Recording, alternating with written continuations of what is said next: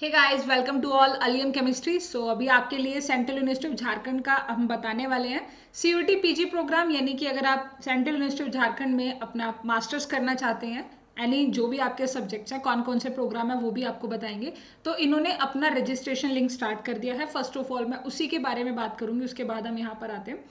So basically अगर आप यहाँ पर देखते हो तो इन्होंने अपना रजिस्ट्रेशन स्टार्ट कर दिया है। ये साइट इतना ओपन होती है। सो बेसिकली साइट ओपन हो गई है। So there is a last date for apply है 10 अक्टूबर। तो 10 अक्टूबर से पहले आपको यहाँ पर अप्लाई करना होगा। अप्लाई करने के लिए क्या क्या नीड होगा आपको, अब देखो यहाँ पर आपका सीयूटी एप्लीकेशन नंबर है। ऑब्वियसली आपके एडमिट कार्ड सबने डाउनलोड कर रखा होगा, तो वहां से एप्लीकेशन नंबर लिखिए, रोल नंबर सेलेक्ट, आपकी बर्थ डेट, ईमेल, पासवर्ड, अपना मोबाइल नंबर और सबमिट करके आपका हो जाएगा यहाँ पे ये रजिस्ट्रेशन।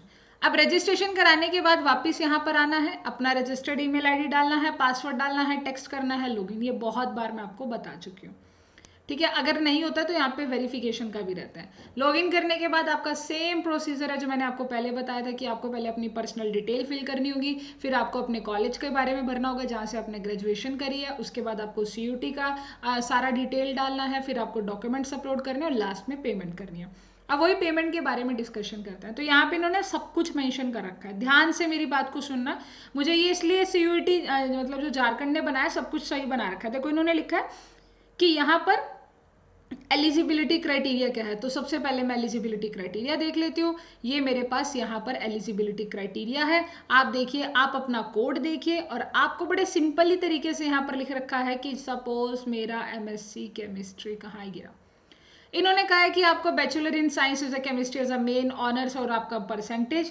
फिर कहते हैं कि पैटर्न 1 यानी कि 25 जर्नल और 75 डोमेन स्पेसिफिक क्वेश्चन। मतलब ऐसा कुछ नहीं है कि आपके पार्ट बी के मार्क्स काउंट होंगे, ऐसा नहीं है। ये इन्होंने बता रखा है सिर्फ एग्जाम का। मेन रिक्वायरमेंट यहाँ पर आप देख सकते हैं कि आपके पास केमिस्ट्री होना चाहिए। इन्होंने कोई नहीं कहा कि मैथ होना चाहिए, फिजिक्स होना चाहिए। हर एक सब्जेक्ट का एलिजिबिलिटी क्राइटेरिया मेंशन है। एलिजिबिलिटी के बाद आपको देखना है यहाँ पर सीट मैट्रिक्स। ध्यान से मेरी बातों को सुनना सभी। तो फिर मैं सीट मैट्रिक्स को देख लेती हूँ। ये मेरी सीट मैट्रिक्स है और अच्छी खासी सीट्स अवेलेबिलिटी है। यहाँ पर आप देख सकते हैं केमिस्ट्री में 43 सीट, एससी के लिए 6 है, एसटी के लिए 3, ओबीसी के लिए 11, 4 एंड 19। और अगर एक दो कम हो जाती है तो ये एक दूसरे में शिफ्ट कर देते हैं सीट को, ठीक है।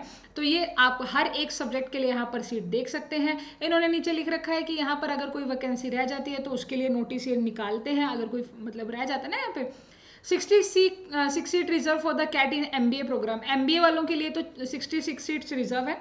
30 है हमारे जर्नल के लिए और 16 है हमारी by the field of the CAT qualify exam, ठीक है। तो यहाँ पे इन्होंने मेंशन कर रखा है फिर भी अगर कोई the vacancy in the MBA may be revise depending upon the cancellation of admission through CAT या फिर गेट एग्जाम। तो ये सब ना मैटर है, पढ़ लेना इनको ध्यान से किसमें कितनी यहाँ पर सीट अवेलेबिलिटी है। सीट अवेलेबिलिटी के बाद आप देखिएगा यहाँ का फीस स्ट्रक्चर। देखो मेरे को बहुत अच्छा लग रहा है, यूनिवर्सिटी ने सब कुछ अच्छे से डिटेल में बना रखा है। बच्चे को टेंशन की बात नहीं है। बच्चा यहाँ पे देखेगा कि उसके पहले सेमेस्टर में 20,340 रुपये लगेंगे, है ना। यस, ये पोस्ट ग्रेजुएट का फीस स्ट्रक्चर है, देख सकते हो आप। उसके बाद 15,000, 16,000, 17,000, ये इन्होंने पूरा फीस बता दिया। The fees is provisional and subject to change as the guideline.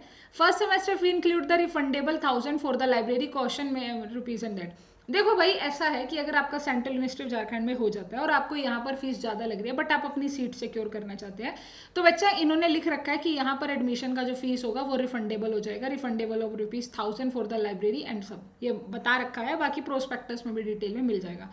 पर एक चीज़ और देखो, यहाँ पे फीस बहुत ज़्यादा है, वाकई में बहुत ज़्यादा है। इतनी तो होती ही नहीं है, इतनी तो ज़्यादा फीस नहीं होती सेंट्रल यूनिवर्सिटीज़ में, इसमें बहुत ज़्यादा है। जैसे अगर आप हेमवती नंदन बहुगुणा यूनिवर्सिटी, वहाँ की सेंट्रल यूनिवर्सिटी में फीस बहुत कम है। बट बात वही आती है कि फिर ये टॉप यूनिवर्सिटीज़ में भी तो आती है ना। अगर मैं झारखंड की बात करूँ तो ये टॉप 15 में आती है, ठीक है। टॉप 15 में आती है, मतलब आप इसे गुड एवरेज रैंक दे सकते हैं।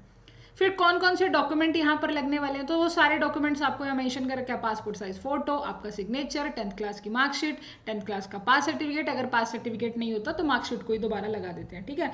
आपका डीओबी, आपका एनओसी, अगर आप कहीं पर जॉब वगैरह करते हैं, माइग्रेशन सर्टिफिकेट अभी नहीं है तो अंडरटेकिंग दे देते हैं, ठीक है। अगर कोई सर्टिफिकेट नहीं होता तो अंडरटेकिंग बना कर दे दो।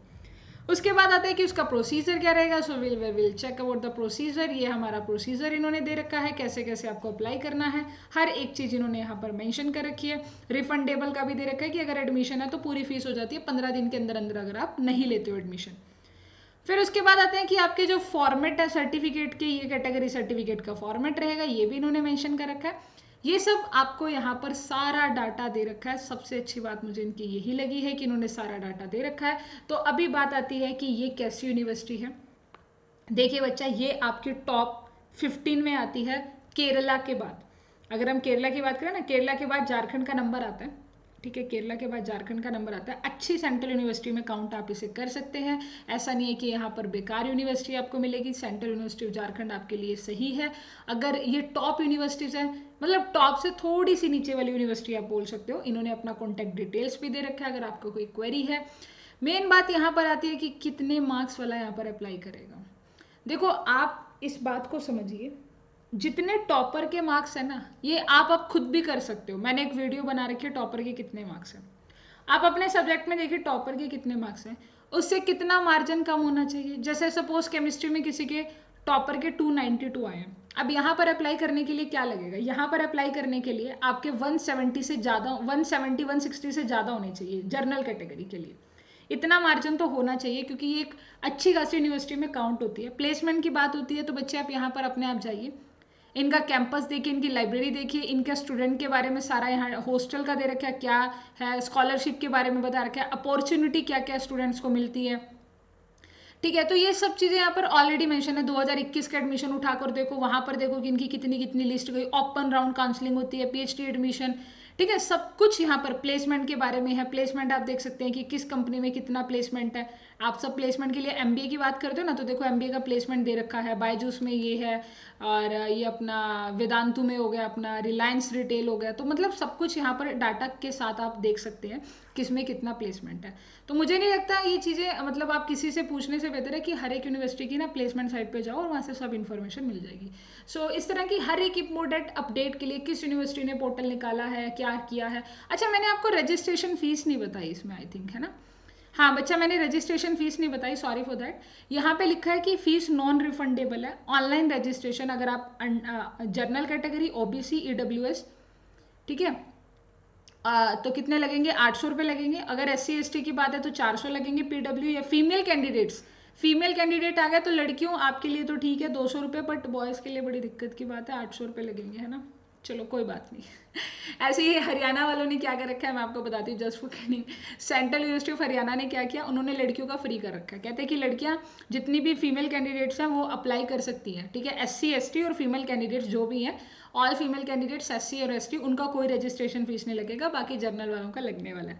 तो पता नहीं क्या ही चलता है, ये समझ से बाहर है हमारे। हमने तो इसके ये 1 अक्टूबर को नोटिस आया था। खैर मैंने आपको सारा इसके बारे में डिटेल बता दी है। फिर भी आपका कोई डाउट है तो कमेंट सेक्शन आपके लिए अवेलेबल है। कमेंट सेक्शन में मुझे ज़रूर बताइएगा वीडियो कैसी लगी। इस तरह की हर एक अपडेट के लिए चैनल को सब्सक्राइब करिए, वीडियो को लाइक करिए, ज़्यादा से ज़्यादा शेयर करें। Thank you so much.